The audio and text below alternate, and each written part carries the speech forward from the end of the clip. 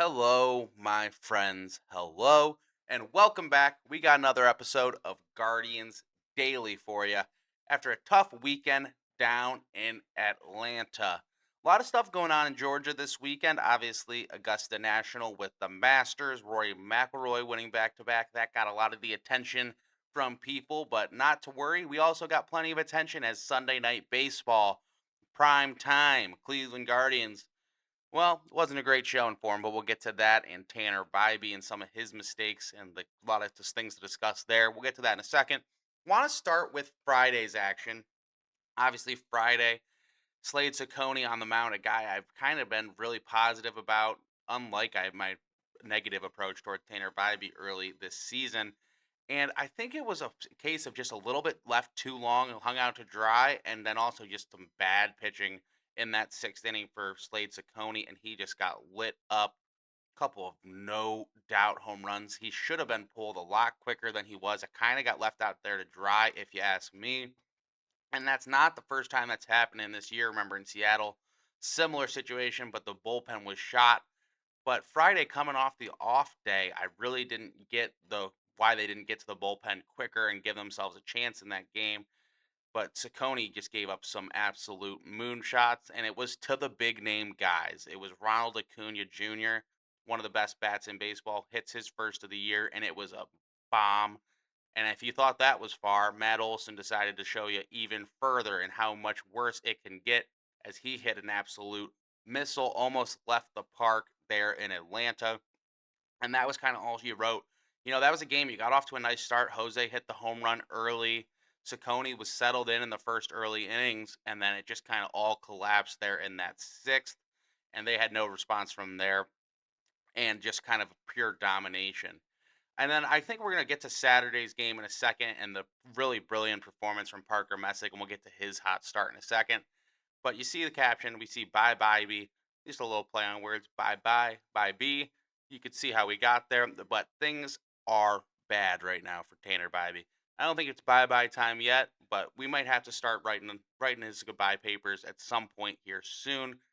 Just because, I mean, they gave him that. I mean, he is vastly underperformed that contract they gave him. And the Guardians don't like giving out contracts. They don't like giving out these long-term extensions to many people, especially with the money. And the funny part is if you put him on the open market, it's probably not even that bad of a number for a lot of teams. But for the Cleveland Guardians and him getting almost $50 million, it really just can't equate to the kind of pitching he's been so far this season. And it just hasn't looked good at all on the mound. And his numbers are still not the worst they could be. There's a lot worse pitchers in baseball to start the year. But this is a guy who is supposed to be your ace. They gave him this ace name. I've said it multiple times against that Yankees series in the playoffs years ago. He's supposed to be your ace, and they made this big deal about him. Then they gave him the contract, and there was a lot of belief in him. His velocity's fallen off. He doesn't locate his pitches. He's not confident. Looks like attacking the zone. And then what do you have? You have a guy who's maxing out at 94, 95, who used to throw 100, and he can't hit the zone consistently. And when he does throw his fastball and his off speed stuff in the zone, it just gets crushed. And he doesn't look confident out there. He used to be one of the more exciting guys to watch pitch for this team in terms of he was fiery. He showed a lot of personality out there on the mound. Looks like he's tried to dial that back, and maybe that's part of why he's lost some of his success. And it's tough to bag on a guy right now. We're less than a month into the season. A lot of baseball to be had. He's gonna be a part of this rotation. And when I say the bye Bybee thing, that's more of an thing of his contract in 2029 has almost a $20 million cap hit and a salary for that season. I just don't. There's no cap in baseball, so that's not an issue. But personally, for the Guardians, look at how tight they've been with money. If Tanner Bybee is your fourth, maybe your fifth best starter, they're not going to be letting him get anywhere near $20 million, at least not from us. He'll be gone before that point if things continue on this pace. So, at what point is Bybee on the market? Obviously, I don't think this is the year. I think it might be a next season, maybe next offseason thing. But I think his time in Cleveland's going to be over here way sooner than anyone expected when he signed that extension just a few years ago. And that's a bummer. It's a real bummer because Tanner Bybee was a very exciting. young pitcher for this team. He showed a lot of promise, and I think I've made such a many comments about that ace thing, but he got that title for a reason. In terms of he was showing flashes of becoming a really, really good pitcher in this league, and I think they took a gamble that that was going to come true and pay off, and it just hasn't so far, and that's just kind of a bummer for this Guardians rotation. But hard to really be that pressed when the rest of the rotation has been as good as it's been this season, and a main reason for that has been Parker Messick, and he just keeps delivering beauties on the mound, and another one Saturday night in Atlanta. We saw how good that lineup is. We saw what they were able to do on Friday night and Sunday night, two games that just weren't even close because of how good those lineups are and just tearing up Guardians pitching. But Parker Messick seemed to have no problems. Another shutout performance. Didn't give up a run. I thought they could have let him get through 7 on Saturday, honestly. Still gave him both been really consistent this year, which you gotta respect the consistency. Cantillo and Messick not pushing them too far into games in terms of pitch count and letting them when they've been really good go further. It seems like they've had each had multiple games where they can go that extra last couple outs, go that extra inning, and he's been I mean, I guess it's smart with these 2 young pitchers. Don't overextend themselves, and he's gotten them out of there at the appropriate time. But Parker Messick's really good, right? Parker Messick's really, really good, and I think he's gonna be the X factor for this rotation. We know how good Gavin Williams has been. We're gonna get to him a little later as he's on the mound tonight in Atlanta. But Parker Messick, I don't know how do you limit where's the sky is the limit for this guy so far. I mean, he was really solid, played at the big league level down the stretch for a team pushing for the playoffs and helping them win the division last year. And that kind of came out of nowhere. He wins that fifth starter spot from Logan Allen to start this year. Now you're wondering how that was even a competition. You see Logan Allen struggling in just Columbus and Parker Messick dominating at the big league level. But they have something here with Parker Messick, and I think I personally get a little over infatuated with who's the 1, 2, 3, 4, 5 in a rotation. It really becomes meaningless once you get into the season because everyone's pitching every 5 days. You're not setting it up. You're not stacking the lineup. You're not stacking the rotation. To try and match up ace versus ace. You just kind of go with the flow of the rotation and where it goes and where it rotates. See how that works. And I think Messick brings something that they haven't had in a while, just a dominant lefty. Obviously, Joey Cantillo as a lefty as well has been awesome to start the year. So you got two guys there that are giving you an element you haven't had for a while in this staff. And I think it's just going to give teams fits continuously. And Messick's stuff just hasn't been touched. He's got a sub 1 ERA. He's given up only 1 run in 3 starts this year. He's not going to light up the strikeouts. He's got to get about 5 strikeouts, and you're just not going to get a lot of hits off the guy, and you're not going to score. That's what it's been so far.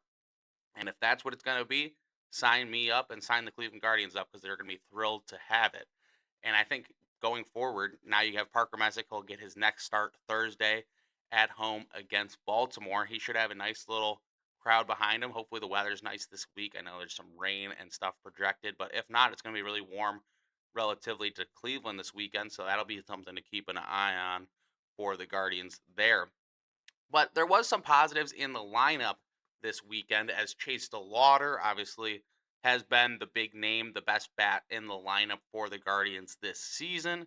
And that continued. That continued. He was really good this weekend in Atlanta, even in the loss last night against Chris Sale, who was filthy. Chris Sale, still doing it. That guy, growing up for me, which is kind of crazy to say, was just a thorn in our side with the White Sox and just that long lefty comes from behind. If you're a left-handed hitter, I've never. I mean, left-handed hitters do not hit Chris Sale at all. And Chase DeLauder put up a great game last night. Didn't reach base every time he went up there. He had the walk, he had the double off the wall, had the single in the first inning. And that's off one of the best left-handed arms in the game, even to this day. I know Sale's a little older, but he was dominant last night against this Guardians lineup, except for Chase DeLauder. And DeLauder obviously had a big game Saturday as well. He had the go ahead 2-run double. and he just keeps looking natural out there. Even last night in right field, gunned a guy out trying to stretch it into a double, and we haven't seen that from the right field position in Cleveland in so long. Obviously, the stat of the different opening day right fielders for the last 10 years, and it's crazy. There's just been no consistency at that position for this team. And then to go from no consistency to Chase, if he's going to be out there and he's going to be able to stay healthy, is going to be consistently your best bat in the lineup right now. Obviously, Jose, you would think at some point is going to get back to what he's been. Had a little bit better weekend in Atlanta, but nothing to write home about. Obviously, did have the home run, but the Lauder, he's just been consistent in that right field slot. I mean, he's learning how to play right field as a fielder, which is taking some time, obviously, but you can see it. He's a pure athlete out there.